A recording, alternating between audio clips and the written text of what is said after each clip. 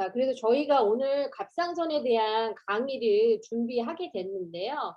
먼저 우리 내 과학자님께서 그 마이 스토리가 있으세요. 그래서 갑상선에 대해서 왜 이런 정보들이 중요한지, 영양소에 대한 정보가 중요한지에 대해서 우리 뇌과학자님 현필 닥터님께서 지금 나눠주시기 바랍니다. 네. 안녕하세요. 오늘 함께 와주셔서 너무 감사하고요. 지금 갑상선이 없어요. 아주 2008년도에 이제 미국에 와서 펠로우 시작했는데, 그리고 한 3년 동안 이제 몸이 많이 망가졌어요. 그래가지고 어느 순간 이제 그 항진증 증상이 나는 거예요. 그래서 이제 그런지도 모르고 어느 날 살이 확 빠졌어요. 한 달에 한 20파운드 이상이 확 빠졌고, 이제 교회를 갔는데, 그러니까 아프게 빠진 것 같은 자꾸 그렇게 보인다는 거예요. 나는 이제 바지가 헐렁해지니까 그냥 좋았거든요. 그랬는데 너무 그런 얘기를 많이 해서 건강검진을 갔어요. 레귤러 체크업을 갔는데, 의사가 뭐 괜찮니? 별일 없니? 그랬는데 이제 이번 달에 몸무게가 너무 많이 빠졌다. 그랬더니 바로 여기를 만져보더라고요. 음, 그러더니 좀 큰데? 그러는 거예요.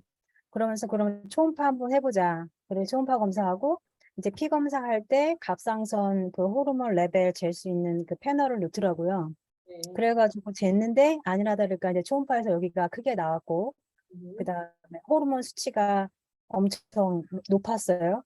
네. 그리고 그때쯤에 제가 엄청 평소에 느끼는 거는 엄청 누구한테 쫓기는 것 같은 그런 느낌? 그리고 심장이 좀 너무 답답했어요. 그래서 운전할 때 막 터질 것 같고, 그러니까 뭔가를 이렇게 분출해야 될 것 같고, 음, 하여튼 그랬는데 지금 나중에 알고 보니까 그게 다 이제 갑상선 항진증의 증상이었어요. 네. 그래서 이제 의사가 수술하기는 여기에 성대도 있고 되게 많아요. 동맥도 지나가고 그래서 그러면은 레디오 아이오다인을 요오드 이렇게 방사하는 그 표기가 된 요오드를 먹고 그러면 여기가 이제 녹여진다고 하더라고요. 글랜드가. 네. 그런 식으로 해서 제가 그걸 없앴어요. 없애고 나니까 이제 반대의 증상이 딱 나오는 거예요. 네. 뭐 엄청 마음이 편해지고 이제 살 빠지는 것도 없고. 근데 그 다음에는 이제 갑상선이 없으니까 호르몬이 안 나오잖아요. 네. 그러니까 이제 반대 증상이 나오는 거예요. 그래서 아예 침대에서 일어나지도 못하고, 그래서 의사가 이제 너는 없다. 여기서부터 다시 이제 약으로 먹는 호르몬을 조금씩 늘려보면서 저한테 맞는 약을 이제 찾았어요. 도즈를 뭐 그람 수가 미리그램 이런 거 있잖아요. 그래서 그걸 정해서 2013년부터 계속 먹었어요. 네. 그래서 그냥 생활하긴 좋았는데 작년에 제가 몸이 많이 안 좋았잖아요. 네. 그러니까 그 호르몬을 약으로 먹고 있었음에도 불구하고 제가 식습관이라던가 생활 습관, 뭐 그것도 문제가 있었겠지만 이게 안 고쳐지다 보니까 엎친 데 덮친 경우로 만성염증이 되게 심해졌었고, 이게 호르몬을 먹었지만 별로 이렇게 효과가 이렇게 크게 없었어요. 그리고 그냥 살 정도였는데 거기에 만성염증이 더 심해졌죠. 네. 그리고 나서는 작년에 이제 유산화를 만나서 제가 이제 건강 챌린지를 하고 그러면서 이제 종합영양제를 먹고 그랬는데, 이제 아침 저녁으로 먹어야 되는 그 종합영양제를 뭐 너무 많고 그래서 아침만 먹고 그랬는데 별로 효과가 없었어요. 그래서 왜 그럴까 했는데 아침 저녁을 먹어야 되는 거였고, 그 종합영양제에는 이제 갑상선에 필요한 오늘 나누겠지만 그런 영양소들이 다 충분히 들어있었어요. 그리고 제가 이제 공부를 하면서 우리가 먹는 병원에서 처방 받아서 먹는 그 갑상선 호르몬은 제가 이제 뒤에서 말씀드릴 거지만 그것만으로는 충분치 않았던 거예요. 네. 그러니까 내가 더 확실하게 갑상선 호르몬의 효과를 보기 위해서는 더 부수적으로 영양소들이 필요했던 거예요. 네. 근데 제가 그거를 챙겨 먹지 않았기 때문에 사실 약을 먹었지만 예를 들어서 100개의 효과를 냈어야 되는데 사실 뭐 한 50%밖에 못 냈다든지 그런 상태로 그냥 살아갈 정도로 살았던 거죠. 네. 그래서 제가 많이 좋아졌어요. 많이 좋아져서 또 이걸 또 공부하면서 또 주위에 보니까 뭐 갑상선 기능 저하라든지 아니면 나는 호르몬 변화는 없지만 이게 에너지가 없다든지 그런 분들이 너무 많아서 이거를 조금 같이 나누면 도움이 되겠다 그런 네. 생각에서 오늘 이렇게 준비하게 됐습니다. 네, 감사합니다. 그래서 갑상선에 굉장히 영양소의 역할이 굉장히 중요하고 약을 드시는 분들이 있지만 그 부족한 영양소를 채워줬을 때 이것이 더 효과를 보실 수 있고 이제 생활에서 굉장히 많은 개선을 받으실 수 있기 때문에 제 주변에도 갑상선 때문에 힘드신 분들이 굉장히 많아요. 근데 오늘의 정보가 굉장히 많은 분들에게 좋은 정보가 될 수 있는 시간이 될 수 있을 것 같습니다. 그래서 그러면 저희가 지금 준비하신 자료를 가지고 설명을 해 주시길 바랍니다. 예. 그래서 제일 처음에 준비한 건요. 일단 갑상선이 뭔지, 그다음에 자연스럽게 갑상선에 필요한 영양소로 이렇게 설명드리는 거로 넘어갈게요. 네. 근데 사람들이 "나 갑상선 있어." 그러니까 "나 갑상선 항진증이야." 이런 식으로 얘기하는 사람도 있지만 네. 어떤 분들은 "나 갑상선 있대." 이런 식으로 얘기하잖아요. 그런데 사실 갑상선은 우리 목에 있는 이렇게 나비 모양으로 생긴 내분비 기관을 말해요. 그래서 이렇게 목에 여기 이렇게 있고요. 이 정상적일 때는 만져지지가 않아요. 그게 정상이고요. 그다음에 갑상선 호르몬을 우리는 티록신이라고 부르고요. 네. 그런데 이 티록신은 혈액 속에 있는 요오드 성분을 이용해서 만들어져요. 그래서 요오드가 있어야지만 갑상선 호르몬인 티록신이 만들어진다고 보시면 돼요. 재료예요. 재료가 되는 거예요. 그래서 제일 먼저 필요한 거는 자연스럽게 요오드가 되겠죠. 네.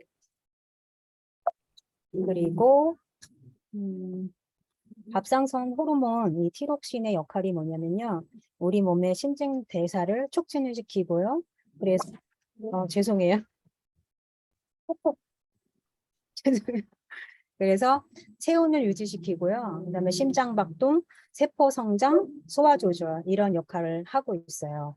그런데 이러한 갑상선 호르몬의 기능은 이 우리 뇌 속에 있는 뇌하수체라고 하는 뇌 속의 기관에서 조절하고 있어요. 그래서 이 뇌하수체에서는요, 이 혈액 속에서 이 갑상선 호르몬의 양이 적은지 높은지를 감지할 수가 있어요. 그래서 혈액 속에서 호르몬 양이 적다. 그러면은 이 뇌하수체로 신호가 가서 뇌하수체에서 갑상선 자극 호르몬이라는 거를 물질을 분비를 시켜요. 그럼 자극 물질이라는 거는 어, 얘를 빨리 분비를 해라 이런 식으로 신호를 보내는 거예요. 뇌하수체에서. 그러면 그 신호를 받아서 갑상선에서 얘를 만들기 시작하죠. 그런데 또 막 만들다가 또 갑상선 호르몬이 혈액 중에 또 많다. 그러면 반대의 역할을 하겠죠. 네. 그래서 이제 우리가 건강검진을 해서 혈액 검사를 할 때 그런 호르몬의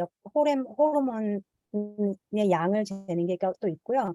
또 그 갑상선 자극 호르몬의 양도 어떤 마커, 표지자로서 같이 이제 피 검사에서 하게 되는 거예요. 네. 그래서 이제 갑상선 호르몬의 양이 많다. 그러면 심장 박동수가 빨라지고요. 네. 체중이 줄어들어요. 네. 그리고 더위를 많이 타요. 네. 이런 증상을 우리는 갑상선 기능 항진증이라고 불러요. 네. 이 갑상선은 우리 몸의 대사를 조절한다 그랬잖아요. 그래서 호르몬이 너무 많기 때문에 대사가 다 빨라져요. 그래서 심장 박동도 엄청 빨라지고 대사가 너무 빠르게 대사라는 거는 모든 대사예요. 뭐 지방 대사, 단백질 대사, 뭐 그런 대사 있죠. 포도당, 그 글루코스 대사 이런 걸 모든 대사를 다 말하는 거예요. 갑상선 호르몬이 다 조절을 해요. 네. 그래서 너무 대사가 빠르기 때문에 살이 빠질 수밖에 없는 거예요. 나는 가만히 있어도 몸이 엄청 많이 쓰는 거야. 그리고 더위를 엄청 많이 타게 돼요. 근데 반대로 갑상선 호르몬이 적다. 그러면은 심장 박동수가 느려지고 대사가 안 되기 때문에 체중이 늘어나고 추위를 많이 타는 그런 증상이 나타나는데 이것을 갑상선 기능 저하증이라고 해요. 네. 그래서 이번 슬라이드에서는 이제 셀레니움은 갑상선 호르몬 대사를 조절한다 이렇게 제목을 지었는데요. 여기서 보시면 갑상선 호르몬이 어떻게 만들어지는지 과정을 보여주고 있어요. 그래서 재료가 되는 것은 티로신이라고 하는 아미노산이고요. 이 아미노산과 아까 또 하나 재료가 뭐라 그랬죠? 요오드라고 그랬죠? 그래서 티로신에 이제 오른쪽 가운데 보면은 티록신 T4가 있잖아요. 네. 이것은 뭐냐면은 요오드가 티로신에 4개가 붙었다. 그래서 4개, 4개의 요오드가 붙은 거. 그래서 티록신 T4 이렇게 불러요. 그런데 거기에 적은 것처럼 이 T4 갑상선 호르몬은 활성이 없어요. 그래가지고 얘는 오른쪽으로 보시면은 T3 요오드 한 개가 떨어져 나갔죠. 그래서 세 개의 요오드를 가지고 있는 티록신 T3가 돼야지만 얘는 정말 제대로 갑상선 호르몬으로서의 역할을 할 수가 있는 거예요. 그런데 맨 처음으로 다시 돌아가시면 티로신에서 T4로 갈 때 아래쪽에 보면은 H2O2 다이로이드 페록시데이즈라는 효소가 관여하거든요. 근데 H2O2는 잘 알려진 활성산소예요. 그래서 이 갑상선에서 호르몬을 만들 때 활성산소를 재료로 써요. 그러니까 과다한 게 문제지 우리 몸에서는 활성산소가 어느 정도 만들어지기도 하고 또 그거를 또 이렇게 쓰기도 하고 있어요. 그런데 이 활성산소가 많아지면 어떻게 되겠어요? 우리 세포가 데미지를 입겠죠. 손상이 되기 때문에 더군다나 이 갑상선 세포가 망가지면 호르몬 조절에 문제가 생기잖아요. 그래서 이 밑에 보시면은 H2O2에서 H2O로 하는 그러니까는 활성산소를 물이라고 하는 안전한 그런 물질로 다시 빠르게 전환을 시키는 과정이 동시에 일어나게 돼요. 그런데 거기에 필요한 효소가 SE, 글루타치온, 페록시데이즈, SE는 셀레늄이죠. 그다음에 티오레독신, 페록시데이즈 이런 거는 다 항산화 효소죠. 그런데 이 항산화 효소에도 셀레늄이 바인딩 되어 있고 굉장히 필요하다. 그래서 그렇고요. 또 위로 잠깐 다시 가시면 T4에서 T3로 갈 때 밑에 보이죠? 셀레늄과 아연이 이 과정에 정말 필수적으로 필요해요. 그래서 셀레늄이 부족하거나 아연이 없다면 호르몬 활성 형태인 T3 호르몬이 만들어지지 않는 것은 물론이고 이 갑상선 세포 자체가 이렇게 쭈그러들면서 정상적인 기능을 못하는 아픈 세포로 변할 수가 있는 거예요. 그래서 다시 앞에서 재료가 되는 요오드, 그다음에 티로신은 물론 중요하겠죠. 그리고 나서 셀레늄과 아연, 이건 되게 중요한 거고요. 그다음에 아래서 보시다시피 항산화제 그런 것들이 글루타치온 요즘에 많이 되게 중요한 걸 많이 알려지고 있잖아요. 그리고 식물성 파이토케미칼들이 그런 여분의 전자들을 많이 갖고 있어서 항산화 역할을 많이 하고 있잖아요. 그래서 갑상선 호르몬을 만드는데 필요하거나 갑상선 세포를 건강하게 하는데 필요한 거는 요오드, 타이로신, 셀레늄, 아연 이거는 기본적으로 그리고 항산화제 이렇게 정의가 되는 거예요. 알고 여기서 계시고 모르시는 분들을 위해서 그 지금 파이토케미컬이 뭔지 구체적으로 설명해 줄 수 있나요? 파이토케미컬은 이제 식물에서요. 네. 식물에서 원래 자신을 보호하기 위해서 만드는 그런 물질들이에요. 보통은 색깔을 가지고 있는 것이고요. 네. 예를 들면은 뭐 포도에 있는 거 있죠. 라스베라톨이라든지 네. 아니면은 그런 색깔 있는 것들, 빨간 거, 노란 거, 이런 네. 비트 뭐 이런 거 있잖아요. 그런데 사실은 자기를 보호하려고 만들었는데 얘네가 우리 사람한테 먹었을 때 왜냐하면 여분의 전자를 많이 가지고 있어요. 그래서 활성산소를 이렇게 중화시켜서 안전한 물질로 만들 수 있기 때문에 그런 거를 우리가 식물성 활동 케미칼이라고 하고 항산화 역할을 한다. 이렇게 알고 계시면 되겠어요. 네, 감사합니다. 다음으로 가면은 그 다음에는 다시 전반적인 이제 과정이 보여지고 있는 거예요. 제가 아까는 이제 뇌하수체에서 순혈을 준다 그랬는데 시상의학에서도 같은 그런 역할을 좀 하기도 해요. 그래서 제목을 보시면 간과 장이 건강해야 갑상선 호르몬이 잘 만들어진다 이렇게 돼 있죠. 네. 그래서 아까 다시 리캡하면 뇌하수체에서 이제 신호를 받으면 거기서 갑상선 호르몬 자극 호르몬을 보내죠. 별로 가면 네. 갑상선에서 막 호르몬을 만들기 시작하잖아요. 네. 그런데 일부는 활성형 T3 그리고 대부분은 비활성형인 T4 형태로 분비가 돼요. 네. 그래서 활성형인 거는 갑상선 세포도 필요하니까 걔네가 다시 쓰고 이거 자기 세포를 건강하기 위해서 쓰고요. 93% 대부분은 간에서 되게 활성형인 T3로 전환이 돼요. 그런데 그 중에서도 이 93%가 다가 그런 게 아니라 이 중에서도 60%만 간에서 T3로 변환이 되고 나머지 20%는 이 장에서 T3로 전환이 되는 거예요. 음. 그래서 다시 딱 생각해 보시면 간이 건강해야 되겠죠. 간이 제 기능을 못한다면 이 위에서 제대로 된 그러니까 호르몬이 이미 T4 비활성형이긴 하지만 T4가 많이 만들어졌다 한들 간이 건강하지 못하면은 정말 우리한테 필요한 활성형인 T3 그 갑상선 호르몬을 만들 수가 없다는 거죠. 네. 그래서 영양의 측면에서 보시면 간을 건강하게 하는 영양제도 드셔주시는 게 좋겠다. 네, 나오는 거고요. 네. 그다음에 나머지 20%는 장에서 T3로 변환이 되니까 장에도 문제가 있으면 안 되잖아요. 네. 장누수가 있거나 네. 뭐 독한 그런 유해한 세균들이 많거나 그렇다면은 이건 또 여기서도 또 손실이 일어나는 거예요. 그래서 장의 건강에 필요한 영양분을 또 생각해 볼 수가 있겠다. 이렇게 되는 거예요. 네. 그래서 이 그림은 네, 그러면 지금 방금 설명하신 슬라이드 잠깐 보여주실래요? 그러면 여기서 이제 지금 리버랑 간이랑 장이 튼튼해야지 갑상선 호르몬이 잘 만들어진다는데 쉽게 말하면 우리 소화기계죠. 소화기관이 그렇죠. 그렇죠.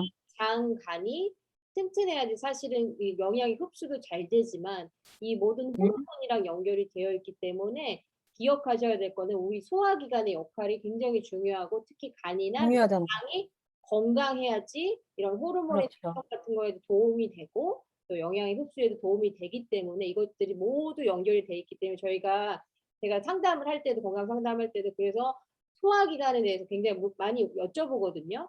위가 어떠십니까? 그리고 평상시에 많이 만성 피로를 느끼십니까? 이런 것들이 전부 다 소화기관이랑 관련이 되어 있는데 이것들이 갑상선에도 굉장히 중요한 역할들을 하기 때문에 소화 기능이 떨어졌던 분들은 그거에 연결되어서 이런 갑상선의 호르몬의 역할도 잘 되어지지 않기 때문에 문제를 일으킬 수 있다. 그래서 소화기관이 굉장히 중요하다는 것을 쉽게 기억하시면 좋으실 것 같아요. 다음 네, 진짜. 슬라이드로 넘어가 주세요. 감사합니다. 네. 그래서 이 그림은 이제 전반적으로 뭐 T4 호르몬 이해하셨고 T3 호르몬이 활성형이고 이렇게 그런 거고요. 거기에 필요한 영양 성분들 이렇게 돼 있는데요. 여기서 넘어가기 전에 한 가지 아까 우리가 약으로 처방받아서 먹는 갑상선 호르몬 약 있잖아요. 네네. 그게 이제 미국에서는 레보타이록신, 한국에는 신지로이드라고 그래가지고 처방이 되거든요. 근데 이게 전 세계 서 제일 많이 팔리는 갑상선 호르몬 약이거든요. 그런데 제가 이걸 놀란 게 그 호르몬이 T4 형태로 나오는 거예요. 음, 그러니까 내가 장이 안 좋거나 소화기관, 장기관이 건강하지 못하다거나 저렇게 필수적인 영양 성분이 부족하다고 하면 내가 아무리 그걸 먹었지만 정말 활성형인 T3로 변환되는 거는 제한이 있었을 것이고 그렇기 때문에 나는 최대의 효과를 볼 수 그래서 없었다. 이렇게 제가 깨달은 거죠. 네. 이거는 제가 아프고 또 찾아보고 이렇게 하면서 알게 된 건데 그 전까지는 아마 안 찾아봤을 거예요. 그냥 계속 약 먹고 그냥 그런가 보다 하고 이렇게 살았을 텐데 정말 영양과 장의 건강과 정말 중요하다. 다시 한번 강조드리고요. 네. 보시면은 예, 이게 티로신과 요오드는 이제 호르몬의 재료가 되기 때문에 중요하고요. 네. 그다음에 T4는 비활성한 호르몬, 근데 T3는 활성형 갑상선 호르몬이고요. 오른쪽에 보면은 RT3라고 있는데 이거는 리버스 T3인데 이것은 이제 활성이 없어요. T3인데도. 그래가지고 몸에서 제대로 쓰일 수가 없어요. 호르몬으로서. 그래서 이제 T4에서 활성형인 T3로 만들어지는데 필요한 거. 여기서 보면은 노멀 코티졸은 뭐냐면은 이제 스트레스 호르몬이에요. 네. 그래서 부신이라고 하는 우리 몸의 장기관이 네. 있는데 거기에서 스트레스 받으면은 코티졸이라고 하는 스트레스 호르몬을 분비하거든요. 그래서 거기 오른쪽을 보세요. 근데 하이 코티졸이잖아요. 스트레스 호르몬이 많으면은 비활성형인 RT3 호르몬으로 변환이 많이 되는 거예요. 쓸 수 없는 호르몬. 그렇기 때문에 스트레스 관리가 굉장히 중요하고요. 네. 그 다음에 아연과 셀레니움, 저 다시 왼쪽으로 가요. 네. 아연과 셀레니움은 제가 아까 말씀드렸죠. 그 호르몬 활성형의 T3로 변환되는데 굉장히 중요하다. 그리고 갑상선에서의 그런 항산화 효소의 활성에 셀레늄이 중요하다.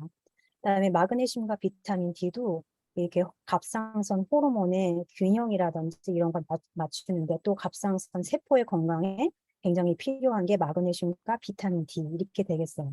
네. 그래서 우리가 정말 그래서 오른쪽으로 가면은 그러니까 반대로 필요한 영양소가 없는 거죠. 스트레스가 많거나 그런 데다가 너무 잘못된 다이어트를 해서 네. 미네랄이나 그런 영양이 불충분하다.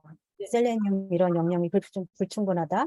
또 비타민 D 그런 게 결핍이 있다. 그러면은 쓸 수 없는 호르몬이 갑상선 호르몬이 많이 만들어질 수 있다고 보시면 돼요. 그래서 혈액 검사를 했을 때 아, 호르몬은 정상인데 나는 왜 이렇게 몸이 안 좋지? 그러면 이런 거를 한번 고려해 보셔야 돼요.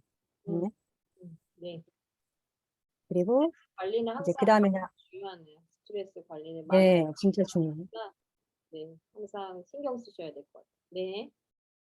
그래서 이건 다시 이제 아까 말씀드렸죠. 간에서 거의 70%의 T4가 T3로 전환되기 때문에 간 건강에 필요한 영양소, 엽산과 비타민 B군이 중요하죠. 네. 그다음에 장 건강에 필요한 거, 유익균이 몇 개가 되는 거, 프리바이오틱스하고 프로바이오틱스, 유산균, 음, 그리고 소화효소. 근데 이제 유산균의 먹이하고 유산균하고 따로따로 먹기도 하는데 요즘에는 같이 나오는 제품들이 있거든요. 그래서 그런 제품을 찾아서 드시면 될 것 같아요. 네. 그리고 부신이 제가 그랬잖아요. 스트레스 호르몬을 분비시킨다 그랬잖아요. 네. 그래서 부신이 안 좋은 사람들도 굉장히 몸이 안 좋아요. 피곤하고. 그래서 부신에 필요한 영양소, 비타민 B군, 네. C군, E군 이런 거 다 항산화 역할이 있는 거죠. 네. 그다음에 코엔자임, Q10, 네. 그다음에 오메가3, 아연, 마그네슘 이런 것들이 중요하고요. 보통 한국에서는 갑상선 영양제라고 하면은 요오드만 표시하거나 요오드만 신경을 쓰거든요. 그렇죠. 그런데 이제 미국이나 이런 북미에서 판매되는 갑상선 영양제를 보면 이 내용을 다 고려해서 요오드뿐만 아니라 셀레니움, 아연 플러스 여기다가 엽산이라든지 비타민 B군이 충분히 들어가 있는지 부신을 건강해질 수 있는 그러한 영양소들이 들어가 있는지 그런 것들이 우리 몸에 잘 흡수될 수 있는 형태로 들어가 있는지 그렇게 들어가 있어요. 한국만 이제 요오드만 강조해갖고 그것만 보게 돼 있지만 북미에서 파는 영양제는 그렇지 않다는 거. 그래서 오늘 내용 여기까지 정리가 다 잘 되셨는지 모르겠네요. 네. 그래서 결론을 정리해 주시자면 이제 결론을 간단하게 뭐라고 정의를 하실 수 있을까요? 갑상선에는 갑상선에는 일단은 스트레스 관리, 그 네. 다음에 적절한 영양제, 네. 미네랄 같은 거 정말 중요하고요. 그 다음에는 생활 습관? 일단은 스트레스하고 생활 습관, 그 다음에 이렇게 다 관리가 되면은 생활 습관이 잘 관리가 되면은 뭐 이거는 다 커버가 되죠. 네. 그래서 일단은 알자, 행하자. 네. 제가 조금 더 구체적인 설명을 좀 더 드리자면은 사실은 저희가 이런 생활 습관 뭐 이런 데 거기 생활 습관 안에 저희 식단도 들어가 있는 거죠. 근데 많은 분들이 일단 보면은 어 너무 영양제에만 의존하시는 분도 있어요. 근데 저희가 기초적인 것은 뭐냐면 식단이 굉장히 중요해요. 저희가 먹는 것이 저희의 몸을 만들고 그것이 병을 만들기도 하고 저희를 건강하게 만들잖아요. 그런데 많은 분들이 그 부분이 되게 간과하시고 약이나 영양제에만 100% 의존하시는 분도 있어요. 그런데 첫 번째로 기억하실 것은 우리가 먹는 식단이 굉장히 중요하고 또한 이런 영양소들이 잘 들어가 있는 영양제를 골라서 먹는다면 또 여러분들 도움이 될 것이고 특히 장 건강에 대해서 굉장히 많이 얘기를 해주셨는데 이 장 건강은 저희가 이제 지난번에도 나눴지만 저희 면역의 70%를 좌우하는 공간이잖아요. 그래서 전체 면역의 70%를 좌우하는 공간인데 내가 예를 들어 먹는 식습관에서도 밀가루를 너무 자주 드신다든지 글루텐이 많이 들어가 있어서 장 건강을 파괴하는데 물론 도움이 되실 수 있게 유산균 이런 걸 챙겨 드실 수 있지만 보통의 식사나 식단이 그런 거에 위주로 되어 계신 분들은 아무래도 이런 영양제를 드셔도 효과가 훨씬 더 덜하실 수 있다. 그래서 기초적으로 본인이 장 건강에 도움이 되는 식단을 하고 있는가. 충분한 식이섬유를 먹어주고 충분한 컬러풀한 야채를 먹어주고 그러면서 내가 식이섬유를 잘하고 있고 아까 건강 습관 얘기하셨는데 이런 소화 요소 또한 예를 들면 우리가 너무 음식을 씹지 않고 금방금방 넘기는 습관들이 있으신 분들도 있잖아요. 근데 우리가 침으로 열심히 씹어서 작은 습관 하나도 변화를 시키면 그 식습관과 함께 이런 영양제를 드셨을 경우에 당연히 도움이 되실 수밖에 없다. 그래서 저희가 항상 말씀을 드리는 것은 음식이 약이다. 그리고 음식이 약이기 때문에 여러분이 매일매일 드시는 그 음식들이 내가 이 어떤 이런 질병에 노출이 됐다 그러면 그것들이 내 건강한 식습관, 그러니까 식습관의 잘못으로부터 시작된 것은 아닐까? 플러스 내가 스트레스 관리는 어떻게 하고 있는 걸까를 먼저 점검을 해보시고요. 내 식단을 바꾸시고 플러스로 이렇게 도움이 될 수 있는 영양제와 그다음에 영양소 그 약을 처방해서 드신다고 하면 이게 또 개선이 된다 그러면 약도 줄이실 수 있겠죠. 그래서 병원에 가시면 이제 보통은 의사들도 약을 먼저 많이 강조를 하세요. 근데 약을 먼저 강조를 하시는데 그것에 비해서 이제 이런 식단이나 우리 건강적인 습관에 대해서는 얘기를 많이 안 해주셔서 되게 안타까운 경우들이 있는데 기본입니다. 여러분 기본이에요. 그래서 모든 것들이 이제 합쳐져서 여러분들이 건강을 만드는 거기 때문에 오늘 우리 뇌과학자님께서 좋은 정보를 많이 주셨는데요. 그래서 이런 간 건강과 장 건강, 그 다음에 보신 영양소가 여러분들한테 굉장히 중요한 역할을 한다. 그래서 갑상선에는 이런 것들을 기억하시고요. 그래서 스트레스 관리하실 수 있도록. 또 우리 한 가지 여쭤볼게요. 스트레스를 그런 관리를 요즘에는 우리 저기 박사님 어떻게 하고 계신가요? 저는 걸어요. 아, 걸으시면서, 네, 걸으시면서 왜 스트레스 관리를 걸으시면서 푸시는지, 네, 그게 네, 걷다 보면은 그 스트레스 받을 때는 머리 생각이 많잖아요. 네, 도움도 안 되는 뭐 이 잡다한 생각도 많고 또 정리가 안 되고 이러면은 그냥 걷다 보면 하나하나 예를 들면 스트레스 중에 하나가 그거잖아요. 어떤 상황에 대해서 나는 어떻게 반응을 해야 될까도 스트레스 중에 하나고 그게 금방 답이 안 생긴다든지 네, 답이 생기기 전에 생각이 꼬리를 문다든지 이렇게 그게 나를 복잡하게 만들고 그러는데 걷다 보니까는 그런 것들이 내가 답을 찾아가더라고요. 음, 그러면서 아, 여기에는 이렇게 반응을 하면 되겠구나 하면서 하나가 이제 답이 풀리고 음, 그러다 보니까는 이게 풀려요. 그리고 집에 들어가면은 음, 이게 다 정리가 되고 맑아가지고 들어오죠.